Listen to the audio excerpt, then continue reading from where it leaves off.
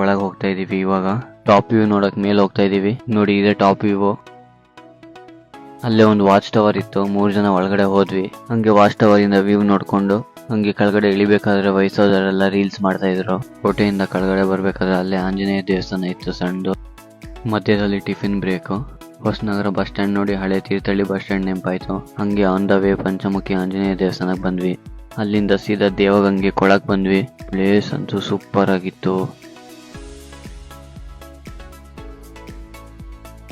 ಅಲ್ಲಿ ಮಕ್ಕಳೆಲ್ಲ ಈಜಾಡ್ತಿದ್ದಿದ್ ನೋಡಿ ನಾವು ನೀರಿಗೆ ಇಳಿದ್ವಿ. ಈಜು ಹೊಡೆದು ಡ್ರೆಸ್ ಹಾಕೊಂಡು ಅಲ್ಲೇ ಇರೋ ಶಿವನ್ ದೇವಸ್ಥಾನಕ್ಕೆ ಹೋಗಿ ಕೈ ಮುಗಿದ್ಬಿಟ್ಟು ಅಲ್ಲಿಂದ ಹೊರಡ್ವಿ.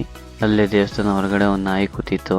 ತಗೊಂಡು ಹೋಗಿರೋ ಜ್ಯೂಸ್ ಬಾಟಲ್ನ ಡಸ್ಟ್ಬಿನಿಗೆ ಹಾಕಿ ಹೊರಟ್ವಿ. ನಾವು ಸ್ಕೂಲ್ ಡೇಸ್ ಅಲ್ಲಿ ತಿಂತಿದ್ದ ಜೆಲ್ಲಿ ತಗೊಂಡ್ವಿ. ಊಟ ಟೈಮ್ ಆಯ್ತು ಅಂತ ಹೋಟ್ಲಿಗೆ ಬಂದ್ವಿ. ಊಟ ಮಾಡ್ಕೊಂಡು ಪರಮಾತ್ಮ ಶೂಟಿಂಗ್ ನಡೆದಿದ್ದು ಜಾಗಕ್ಕೆ ಹೋದ್ವಿ. ಅಲ್ಲೇ